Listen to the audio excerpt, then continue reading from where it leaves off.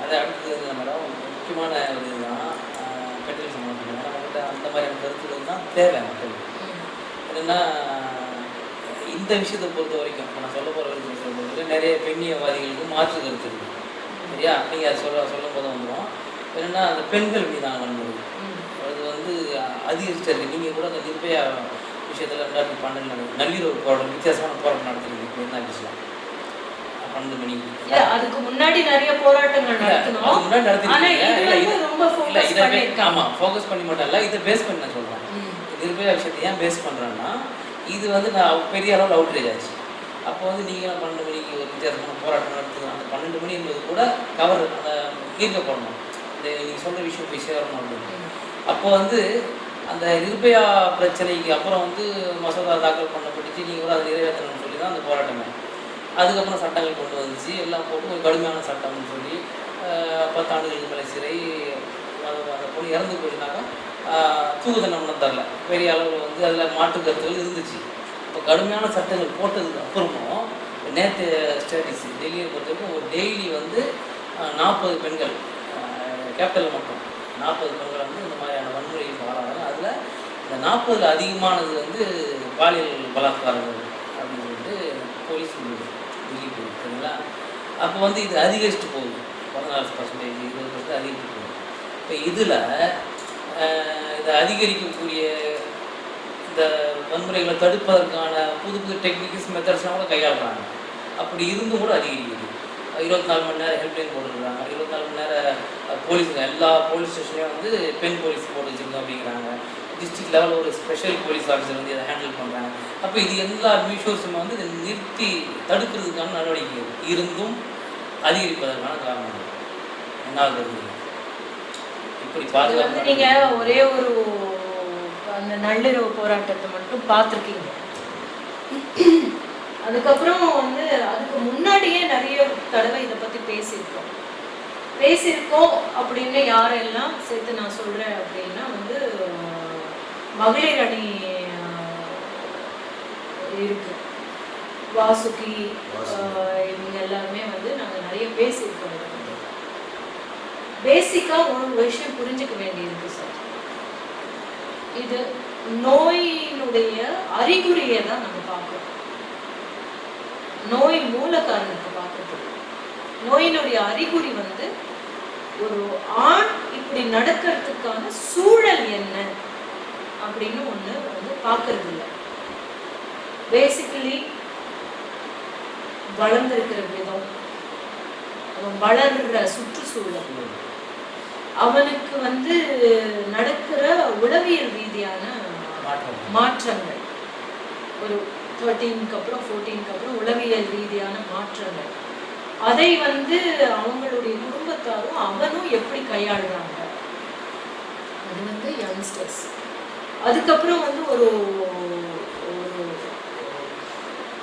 இதுல எஜுகேட்டட் அன்எஜுகேட்டட்னு போடவே முடியல, டீச்சர்ஸ் பண்றாங்க. ஸோ அந்த இடத்துல நம்ம என்ன புரிஞ்சுக்கணும் அப்படின்னா இதுல இந்த சிக் மைண்ட் உருவாகிறதுக்கு காரணம் என்னன்னு பார்க்கணும். ஒரு 35க்கு அப்புறம் ஏன் அவங்க அப்படி, அப்போ அவங்களுக்கு வந்து பவர்லெஸ்ஸா ஒரு ஆளு கிடைச்சிட்டா அவங்களுடைய மனசுல இருக்கிற ஒரு வக்கரம் எப்படி வெளியே வருது, அதுக்கு 35 வருஷத்துக்கு முன்னாடி என்ன நடந்திருக்குன்றத பொறுத்து தான் அவன் அப்படி இருக்கான். எல்லா ஆண்களும் அப்படி இல்லையே. ஏன்? அவங்க வளர்க்கப்படுற விதம் இல்லைங்களா? ஸோ அதுக்கப்புறம் ஒரு 50 வயசு தாண்டினதுக்கு அப்புறம் அவங்களுக்குள்ள என்ன நடக்குது, அவங்க அதை எப்படி கையாளுவாங்க.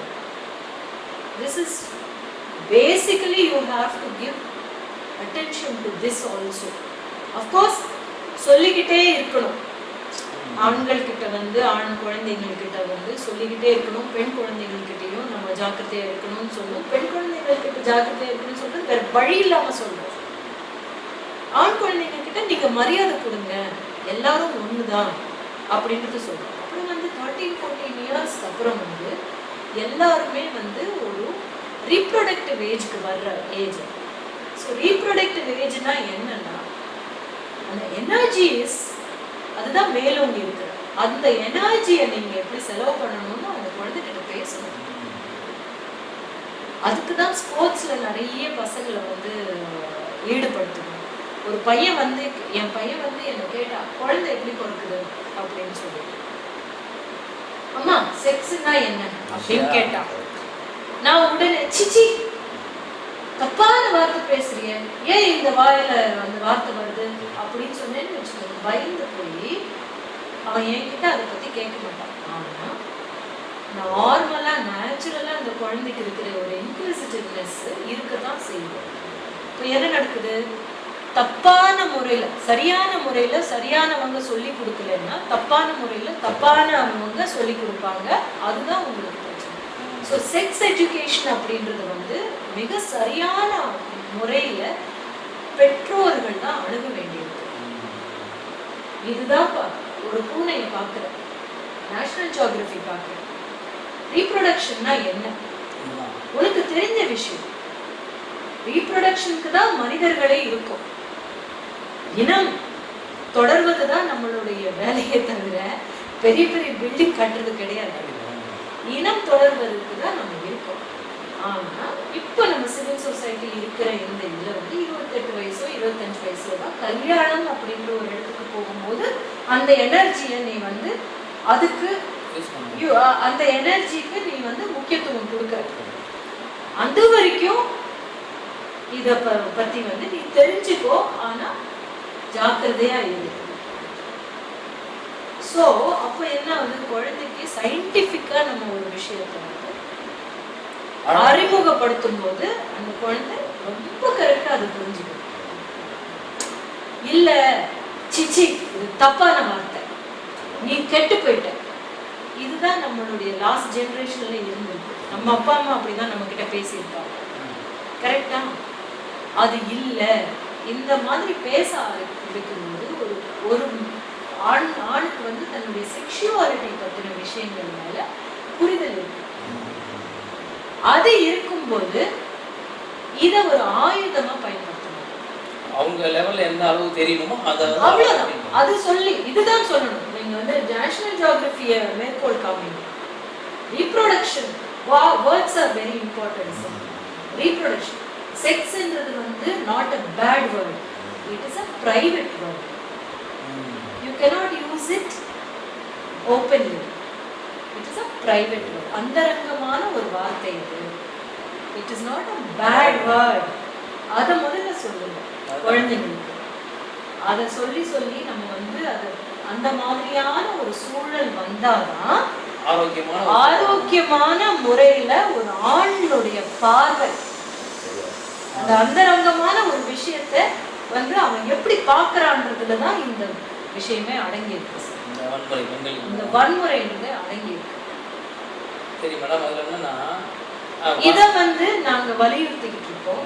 நாங்க பேசிட்டு இருக்கிற இந்த மாதிரி நம்ம வந்து சமூகத்துல இருக்கிற நம்மள மாதிரி ஆளுங்க வந்து நம்ம தாய் மாதிரி இந்த சமூகத்துக்கு தாய் என்ன சொல்லணும், சமூகத்துக்கு ஒரு குழந்தை தப்பு செஞ்சதுன்னா தூக்கில போட்டு கொண்டுட்டு இருக்கணும். நீ செய்யறது இது தப்பு, இது தப்பு இல்லை, இது இப்படி மாற்றிக்கணும். அதுதான் வந்து நம்ம பண்ண வேண்டிய விஷயம்.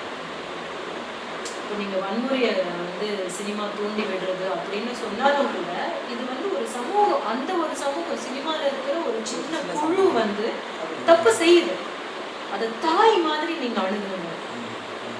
எல்லா பிரச்சனையும் உங்களுக்கு வந்து சரியா வந்து அதெல்லாம் மேடம் வாசி மேடம் வந்து நிறைய இது பண்ணியிருக்கோம். அதுக்கப்புறம் தான் கொஞ்சம் க்ளோஸ் ஆனாங்க, ஷேர் பண்ணிப்பாங்க நிறைய விஷயங்கள். அவங்கக்கிட்ட கூட வந்து கற்பழிப்பு தான் முன்னாடி சொல்லியிருந்தாங்க. பேசும்போது ஆனால் கற்பழிப்பு இல்லை அவங்களுக்கு முன்னாடி சொல்கிறேன் நான் அதான் அதை நினைவு கூறும் தருணம் அது. இப்போ அந்த மாதிரி சொல்ல வேணாம், பாலியல் பலாத்காரம் பாலியல் சொல்லுவாங்க.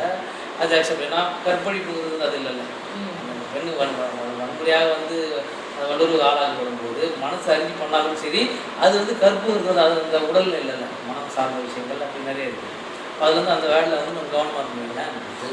ஆமாம், சேஞ்ச் பண்ணிட்டோம். இப்போ இஸ்லாம் கூட அப்படி தான் சொல்லுது. இஸ்லாம் மட்டும்தான் எனக்கு தெரிஞ்சு மற்ற மதங்களை விட, அதாவது மட்டும் முடிவு பண்ணலை, விபச்சாரி அப்படின்னு தான் இருக்காங்க சொல்லும்போது விபச்சாரகன் என்ற பதத்தையும் வந்து இஸ்லாம் பயன்படுத்துது. விபச்சாரி ஆண்கள் வேறு எதுல விபச்சாரகன்ற வார்த்தை இருக்காது. ஸோ அந்த இதெல்லாம் கற்புன்னும் போது ரெண்டுத்துக்கும் பொதுவாக தான் வைக்கிது, 2 பேரையும் தான் தவறுன்னு சொல்லுது. பெண்ணை மட்டும் வந்து சமூகம் சொல்கிற மாதிரி இல்லை. ஸோ அந்த பேசிக்கில் வந்து நம்ம இந்த இஸ்லாமிய வளர்ந்து வந்துருக்கீங்க. இப்போ என்னென்னா இது பெரிய பிரச்சனையாகவே இருக்குது. உங்கள் ஆந்திராவுடைய டிஜிபி கூட சொல்லியிருந்தார் இந்த ட்ரெஸ் கோட் சம்மந்தமாக. இதில் என்ன கேட்க வரேன்னா, நிறைய டிபேட் நடந்துருக்குதுல்ல, உங்களுக்கும் வந்து நிறைய பேர் நீங்கள் பதில் சொல்லியிருக்கீங்க, அது சம்மந்தமாக பேசியிருக்கீங்க. பெண் மீதான தண்ணியாவது கொடுங்களேம்மா யசோதம்மா, தண்ணியாவது கொடுங்களேன், வந்திருக்கிறவங்களுக்கு மோர் ஏதாவது கொடுக்கலாமே. இல்லை மேடம், இப்போ என்னன்னா பெண்கள் மீதான இந்த வன்முறை ஒட்டுமொத்த வன்முறைக்கு வந்து பல காரணங்கள் இருக்குது. ஆணாதிக்க சிந்தனை வந்து அந்த பண்ணையாளர்கள் வந்து அந்த பலவீனத்தை யூஸ் பண்ணிக்கிறது, வேலைக்காரர்கள், இப்படி பல இடங்கள் எனக்கு நடக்குது. குழந்தைகள் மீதான நீங்கள் சொன்ன மாதிரி டீச்சர், ஒரு வாத்தியார் வந்து பொண்ணாக ஒரு மனைவியாக பார்க்குறதில்ல, அதாவது ஒரு பார்வை வந்து வேறு மாதிரி பார்க்குறது, சாமியார், இந்த மாதிரி இஸ்லாம் முஸ்லீம்கள் உள்ள மத குருக்கள்லாம் சரி, கிறிஸ்தவ எல்லாமே பெண்கள் நடிப்பு தான் பார்க்குறாங்க. இப்போ இப்படி வந்து இந்த வன்முறைகளுக்கு பல காரணங்கள் இருக்குது, பல விதமான சூழ்நிலைகளே வெளிப்படுது. இதில் ட்ரெஸ் கோடு இருக்குல்ல, ட்ரெஸ் கோடு வந்து ஒரு அரைகுறை ஆடைகளோட போகுது, அது கூட வந்து ப்ரொவகேட்டிவாக இருக்குது ஆண்களுக்கு, அதுவும் ஒரு காரணம் அப்படிங்கிறத வந்து ஒரு சாரார் வைக்கிறாங்க. அப்போ ஆந்திராவோட டிஜிபி கூட அதான் சொல்லியிருந்தாரு. என்ன இருக்குது அவர் பேர் தினேஷ் ரெட்டி நினைக்கிறேன், முன்னாடி இந்த டிஜிபி 2012 ஜனவரியில் சொல்கிறார் 1291 வழக்குகள் பதிவாகிருக்கு. இதில் வந்து ட்ரெஸ் கோடு வந்து மிக முக்கிய காரணமாகுது. வந்து ஒரு மாநிலத்தை நிர்வகிக்க வேண்டியது சாதாரணமாக எடுத்துக்க முடியாது. அதுக்கு எதிராக பெண்கள்லாம் கூட வந்து கருத்து தெரிவித்தாங்க. இப்போ இந்த விஷயத்தை நீங்கள் கேட்கலன்னா இதுவும் ஒரு காரணம் அப்படின்றது, இதுதான் காரணம்னு சொல்லுவாங்க. இப்படி ட்ரெஸ் கோடு தான் காரணம் போது வந்து பெண் உரிமைவாதிகளிடத்துலேருந்து வரக்கூடிய பதில் என்னவாக இருக்குன்னா, அப்போ வந்து 50 வயசு கிழமை வந்து கற்பழிக்க பழைய பலாத்காரம் செய்யப்படுறாங்க, 5 வயது குழந்தை பலாத்காரம் செய்யப்படுறாங்க, அப்போ அவங்களுக்கு வந்து ட்ரெஸ் கோடு காரணமா அப்படிங்கிற வாதம் வைக்கிறாங்க. இது வந்து அந்த வாதத்தை வைத்து இதை வந்து திசை திருப்பப்படுகிறதா, இல்லை வந்து ட்ரெஸ் கோடு காரணமாக இல்லை, அது வந்து பெண்கள் மீது நீங்கள் வந்து எந்த இது குற்றம் சுமத்தக்கூடாது அப்படிங்கிற மனநிலை நீங்கள் எப்படி பார்க்குறீங்க இந்த ட்ரெஸ் கோடை?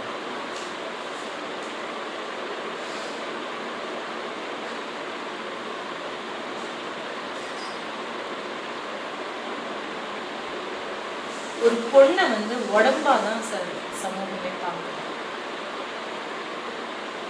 எப்போ ஆண் பொண்ணை உடம்பா பார்க்கறத நிறுத்துறானோ இந்த வாதமே வராது.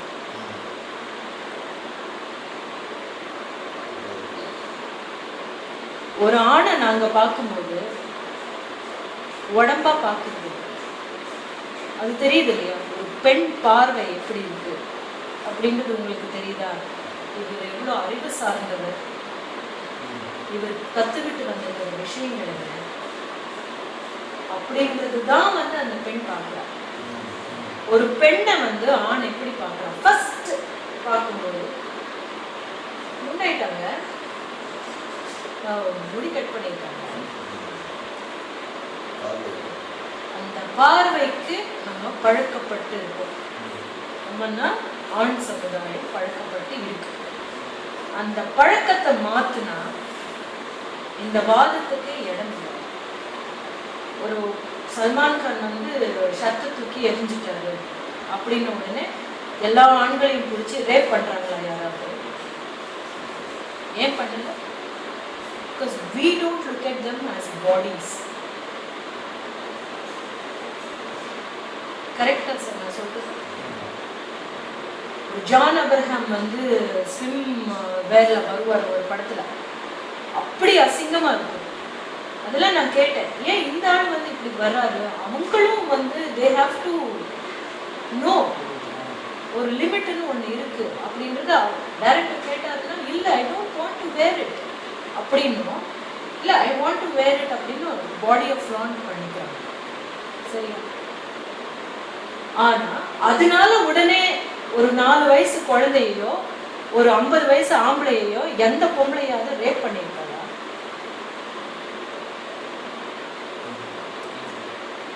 நீங்க எல்லாரும் பெண்ணை உடம்பா பாக்குறீங்க சார். அந்த பார்வையை மாத்துவோம். இதுக்கான இடமே இருக்கு. ஒரு ட்ரெஸ் கோடு வந்து காரணம் இல்லை, கிடையவே கிடையாது. நீங்க உடம்பா பாக்குறீங்க பொண்ணு. அதனாலதான் 50 வயசு கிழவியும் 3 வயசு குழந்தையும் கற்பழிக்கிறாங்க.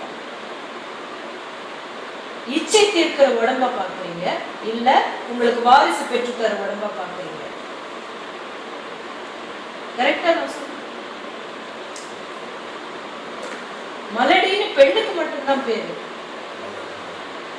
மலடன்னு ஒருத்தருக்கு பேர் எதையாவது நீங்க சொல்லியிருக்கீங்க. இப்போ விபச்சாரகன்ற ஒரு வார்த்தை இப்பதான் ஃபர்ஸ்ட் டைம் நான் கேள்விப்படுறேன். நான் எப்பவுமே கேள்வி கேட்டிருக்கேன். கைது பண்ண உடனே அழகி கைதுன்னுவாங்க, அந்த அழகன் என்னன்னா அப்படின்னு நான் கேட்பேன். ஸோ ஃபர்ஸ்ட் ஆஃப் ஆல் சமூகத்தினுடைய பார்வையே ஒரு பெண்ணை உடன்பாக முதன்மையா பார்க்குது. அதனாலதான் நீங்க இப்படி கேட்குறீங்க. அதனாலதான் முழுவதுமே மூடிக்கிட்டு வர்றவங்களை கூட ரேப் பண்றாங்க. ஏன்னா அந்த பொண்ணை பார்த்துட்டாங்களா,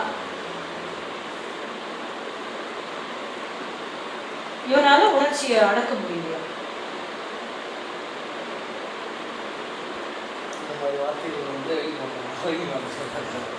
ஒரு வித்தியாசமான ஒரு இல்லை இந்த ஆணாதிக்கம் நமக்கு விளங்குது. அதனால நான் சொன்னேன் பல விஷயங்கள் நடந்ததுன்னா ஆணாதிக்கமும் இருக்குது. ஆஃபீஸில் நடக்குது எல்லாமே. நீங்கள் சொன்ன அந்த பால் வந்து பேசிக்காகவே ஃபீட் பண்ண படணும். ஃபீட் பண்ணணும். நீங்கள் பொண்ணு பாருங்க. அவளுக்கு முதல்ல அவ என்ன படிச்சுட்டு வந்திருக்கா, அவளுக்கு அவ மூளை என்ன.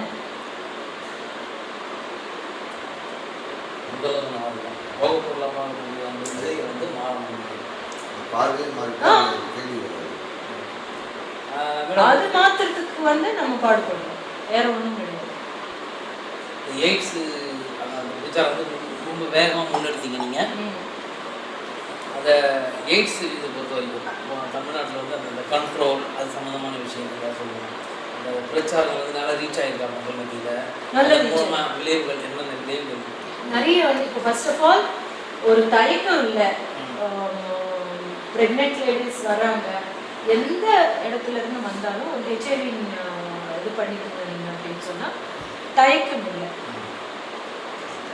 தயங்காம பண்றாங்க. செகண்ட் வந்து ஜீரணிக்கக்கூடிய மனநிலை வந்து ஆமா நம்மளுடைய பாதுகாப்புக்காக தான், நம்ம குழந்தையுடைய நல்லதுக்கு தான் இது அப்படின்ற ஒரு ஜீரணிச்சுக்கக்கூடிய ஒரு இதுவா இருக்கு. அந்த இடத்துக்கு கொண்டு வந்துட்டாங்க. அப்புறம் யங்ஸ்டர்ஸ்லயும் இப்போ ஆக்சுவலாக வந்து ஒரு 2-3 வருஷத்துக்கு முன்னாடி பார்த்தீங்கன்னா இன்பிட்வீன் 18 to 25 இருக்கிறவங்க தான் வந்து 50% of the newly infected AIDS இருந்திருக்காங்க. அவங்க எல்லாருமே கல்யாணம் பண்ணுவாங்க, அன்மேரிட். அப்போ அவங்களுக்குள்ள வந்து இது நல்லா ரீச் ஆகிடும் எனக்கு தெரிஞ்சு. அவங்களுக்குள்ள எல்லாருமே வந்து இது ஃபர்ஸ்ட் ஆஃப் ஆல் நம்ம எவ்வளோதான் மூடி மறைச்சாலும் what is happening is happening. அப்போ இல்லைன்னா இந்த ஸ்டாட்டிஸ்டிக்ஸ் எப்படி வெளியே வரும், அன்மேரிடு தான் அப்படின்னு. ஸோ அந்த மாதிரியான ஒரு விஷயங்கள் வந்து நிறைய ரீச் ஆகிடும். It's a global phenomenon actually. It is not just Indian phenomenon. It's a global phenomenon. இந்தியாவில் வந்து நிறைய ஒர்க் பண்ணியிருக்காங்க. Government has work relentlessly, really work பண்ணியிருக்காங்க. நம்மளே கூட எய்ட்ஸ் கட்டுப்பாடு அதோட நிறைய பிளட் டொனேஷன் கேம்ப் நடத்திடுவோம். பிளட் ஸ்க்ரீனிங் நல்லா நடக்குது இப்போ. பிளட்ல வந்து எத்தனை பேருக்கு இருக்கு. அப்புறம் வந்து ரீயூசபிள் இதில் நிறைய பேருக்கு ஆயிருக்கு. ஸோ அதெல்லாம் வந்து ரொம்ப அந்த விழிப்புணர்வுலாம் அந்த இளைஞர் மத்தியில் இருக்குது. இப்போது இது மேடம் இந்த இளைஞர்கள் இருக்காங்களே கல்லூரி இளைஞர்கள் சொன்னீங்க, இவங்க தான் வந்து கிரியேட் அதை எந்த நம்ம இது நம்ம சமூகம் எப்படி நோக்கி பயணிக்க வேண்டுமோ அதை நோக்கி வந்து இளைஞர்களை திருப்ப வேண்டும் அப்படிங்கிறது அந்த கான்செப்ட் தான் பேசுகிறீங்க. அவங்க தான் வந்து நாளைக்கு எல்லா விஷயத்தையும் தாங்கி முடியக்கூடியவங்க. இப்போ அவங்களுடைய அந்த எதை நோக்கி வந்து அவர்கள் கொண்டு அரசியல் சூழல் இருக்குது, பல்வேறு சூழல்கள், இது மாதிரியான வன்முறைகள், குழந்தைக்கு எதிரான வன்முறை, 14 குழந்தை தினம் போச்சு, குழந்தைக்கு எதிரான வன்முறை, பெண்களுக்கு எதிரான வன்முறை, ஒடுக்கப்பட்ட மக்களுக்கு எதிரான சாதிய ஆதிக்கம், இப்படி பல விஷயங்கள் இருக்கும்போது இதை எல்லாத்தையும் பார்க்கக்கூடிய அந்த இளைய சமுதாயம் எதை நோக்கி பயணிக்கணும்? ஃபர்ஸ்ட் ஆஃப் ஆல் தன்னை தானே எஜுகேட் பண்ணிக்கணும். செல்ஃப் எஜுகேஷன் நம்ம டிகிரி கிடையாது, நான் சொல்கிறேன். செல்ஃப் எஜுகேஷன் முதல்ல, செல்ஃப் ரியலைசேஷன் முதல்ல பண்ணிக்கணும். அது பண்ணிக்கிட்டாலே ஃபர்ஸ்ட் ஆஃப் ஆல் நம்ம என்ன அப்படின்றத பண்ணிக்கிட்டாலே வந்து we will be in a good company. So அந்த குட் கம்பெனி எப்படி வருதுன்னா, நாட் பிகாஸ் நம்மளுக்கு தெரியாம, நம்ம யாருன்னு புரியாம ஏதோ ஒரு குரூப்போட போய் சேர்ந்தது. இவங்க போறாங்கன்றதுனால அந்த குரூப்போட போய் சேர்ந்தது. அந்த குரூப் அனலைஸ் பண்ணாம தெரியாது, அவங்க ஏதோ பண்ணாங்கன்னா அதோட சேர்ந்து போய் பண்றது. நம்ம யாருன்னு நம்ம முதல்ல நம்மளை நம்ம எஜுகேட் பண்ணிக்கிட்டு நம்மள ஒரு தரத்துக்கு கொண்டு வந்துட்டோம் அப்படின்னா நம்ம அவங்களோட சேர மாட்டோம்ல. நம்மளோட எது நல்லது கெட்டது அப்படின்னு தெரியும். நம்மளோட ரெஸ்பான்சிபிலிட்டி நம்ம யாரு, என்ன பண்ணணும் நம்ம. So you have to develop your character first. You have to realize your potential first. நீ எல்லாருமே நல்ல மனுஷன். ஒவ்வொரு குழந்தையும் சின்ன சின்ன வயசுல இல்லை இதே ஒரு 14 இல்லை 16 17 பார்க்கும்போது அவங்க ஏன் அப்படி பேசுறாங்கன்றதுக்கு வேற ஏதோ காரணம். சின்ன வயசுல பயங்கர கொடுமைக்கு ஆளாக அவங்க அப்பா வந்து அடிக்கிறது பார்த்துருக்காங்க, இல்லைன்னா ஏதோ ஒரு விஷயத்துல அவங்க ரொம்ப பாதிக்கப்பட்டிருக்காங்க. பேசுறதுக்கு ஆள் இருந்திருக்க மாட்டாங்க சார்.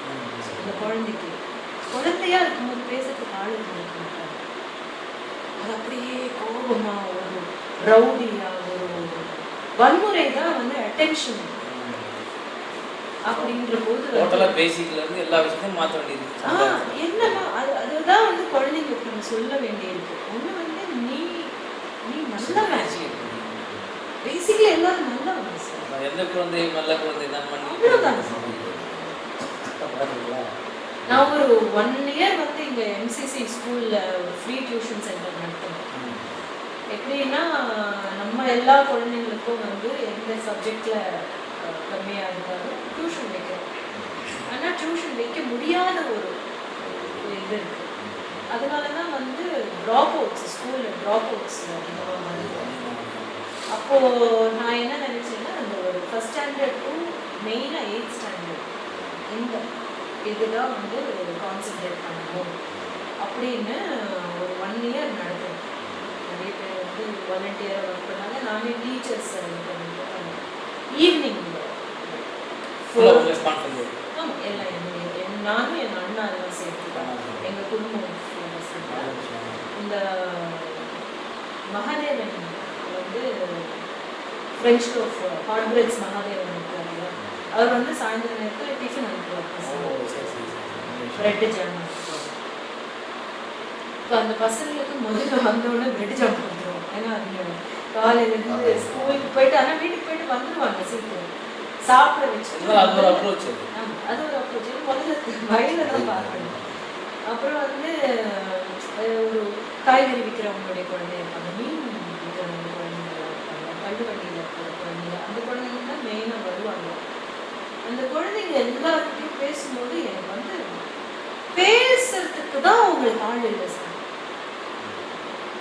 பயம் சொன்னால் என்ன அப்படி இருக்கு, எவ்வளோ சொன்னாலும் அவனால வந்து என்ன கஷ்டம் அப்படின்னா, எங்கள் அப்பா கத்தி எடுத்துட்டு என்னை தோற்றுறாரு அப்படின்னு யோசிச்சு பாருங்க சார். ஒரு 7ஆம் கிளாஸ் படிக்கிற குழந்தை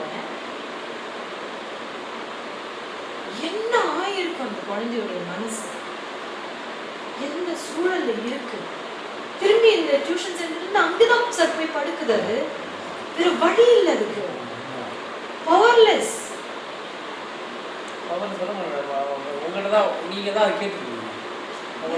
கேட்கறதுக்கு ஆள் கிடையாது. அப்புறம் பேசி அந்த அம்மாவை கூப்பிட்டு என்ன சொன்னாலும் எனக்கு ஒரு வழி இல்லைன்னா அவர் தான் வந்து பண்றேன். நான் வேலை பண்றதுல வர்றதுல வந்து குழந்தைங்களுக்கு எல்லாம் வந்து நான் சொன்ன முதல்ல அந்த ஆள் விட்டுட்டு வாங்க. அப்புறம் உங்க குழந்தை உங்களுடையதா இருக்க மாட்டாங்க. இந்த சூழல்ல கத்தி எடுத்து ஒரு அப்பா வந்து குடிச்சிட்டு வந்து மாதிரி எல்லாம் இருக்குன்னா, நான் அன்னைக்கு ராத்திரி வெளியே வந்துட்டேன். அந்த அம்மாவுக்கு தைரியம் வேணும். இப்போ நான் சொல்லிட்டேன், அந்த அம்மா வெளியே வந்து நான் பார்க்கணும் சார். என்னால் எவ்வளோ நாள் பார்க்க முடியும்? ஸோ அந்த குழந்தை நாளைக்கு கத்தி எடுத்து ஒருத்தனை குத்துச்சு அப்படின்னா பெரியவன் ஆனதுக்கு அப்புறம் அதுக்கு காரணம் இங்க விழுந்திருக்கு சார். அப்பா தான் ஒரு குழந்தைக்கு முதல் ரோல் மாடல். அப்பா அப்படிங்கும்போது அது சமுதாயத்தில் தான் இந்த அப்பாவுடைய பாதிப்பு அந்த பையனுக்கு போய் அந்த பையனுடைய பாதிப்பு சமூகத்தில் பாதிக்கும். அப்போ நம்ம என்ன பார்க்க வேண்டியிருக்குன்னா, அந்த ஒரு வருஷம் என்னால முடியல. என்னால நான் வந்து வெளியூருக்கு போயிட்டு வந்துட்டு இருக்கேன். அந்த நேரத்துல டீச்சர்ஸை பார்க்கணும், அவங்களையும் நம்ம கவனிச்சாதான் அது நல்லா கரெக்டா நடக்குது. அப்படி இருக்கும்போது அது வந்து ஆனா இன்னைக்கு கூட அந்த குழந்தைங்க அப்படியே கிராஸ் பண்ணி போகும்போது வருவாங்க வீட்டுக்கு, அக்கா அக்கா அக்கான்னு வந்து பேசுவாங்க போவாங்க. எப்ப ஏன் நடத்த மாட்டேங்கிறீங்க, ஏன் நடத்த மாட்டேங்கிறீங்க. அப்போ அப்போதான் வந்து உங்களுக்கு வந்து இது கான்செப்ட். நான் சொன்னது உங்களுக்கு கான்செப்ட், ஆனா எனக்கு ரியாலிட்டி. அப்ப நான் சொல்றது எல்லாமே உங்ககிட்ட வந்து கான்செப்டா சொல்லுங்க. இது நான் புரிஞ்சுக்கிட்டதுனால சொல்றேன். குழந்தைங்க கிட்ட பேசணுங்க. குழந்தைங்க வந்து அந்த பருவத்துல நடக்கிறது தான் வந்து பிரச்சனை ஆகுது. நீங்க 40 வயசுல இருக்கிறவர் வந்து தப்பு பண்றாருன்னா அதுக்கு ஏதோ வேற விஷயம் இருக்கும். சைக்காலஜிக்கல் அப்ரோச் வேணும். டெஃபினெட்லி உளவியல் ரீதியா அவங்களுக்கு எங்கோ அடிபட்டு. கடைசியாக ஒரு கேள்வி இந்தியோட முடிச்சுட்டு அப்புறமா கிட்டே போயிட்டாங்கன்னா, இந்த குஷ்பு மாதிரி நடிகைகள் அரசியலில் நீங்கள் கொடுத்துருக்காங்க, அரசியல் பண்ணாங்க. இப்போ நீங்கள் வந்து இந்த சமூக சேவை இதை இப்படிலாம் பண்ணோம் அப்படி சமூகத்தை பற்றி நிறைய அக்கறை இருக்குது. அந்த நடிகை போயிட்டாங்க நீங்கள் அரசியல் போகலாம் அப்படி கேட்க வரல.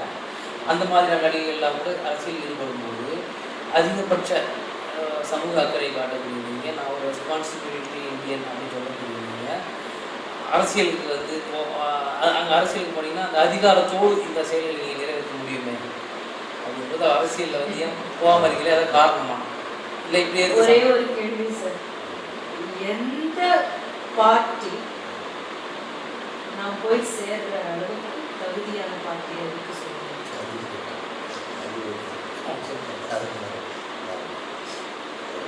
எல்லாரும் பவர் பிளேல தான் இருக்காங்க. எந்த அரசியல் கட்சியும் சிபிஐ நான் சொல்லுங்க, எக்ஸப்ட் சிபிஐ, அதுக்கு அது மேல எனக்கு மிகப்பெரிய மதிப்பு உண்டு. நல்ல பெண்ணுடைய இவங்க எல்லாருமே தான் என்னுடைய தெய்வங்கள் மாதிரி. அதனால இந்த தமுக இவங்க எல்லாருமே என்னுடைய நண்பர்கள். அதுக்கு என்ன மாதிரி வந்து ஹெல்ப் வேணும்னாலும் நான் பண்ணுவேன்.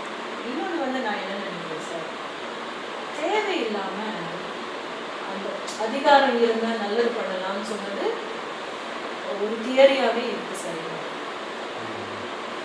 அது ப்ராக்டிக்கலாக யாரும் பண்ணுறது பண்ண விடுறது. அப்போ ஒரு இடத்துக்கு நான் போய் நானாக செயல்பட முடியாத இடத்துக்கு நான் ஏன் சார் போகணும்? ஒவ்வொருத்தருடைய கொள்கைகளும் வந்து வேறு வேறு மாதிரியா இருக்கு. யாருடைய கொள்கைக்கும் அவங்களுடைய இலக்குக்கும் தகுந்த மாதிரி யாரும் நடக்கல.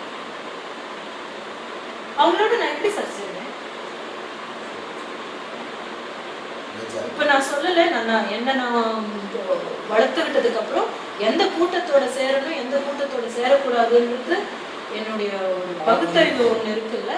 இப்போ அந்த கூட்டத்தோட சேர்றதுக்கு எனக்கு தகுதியானதா தெரியல.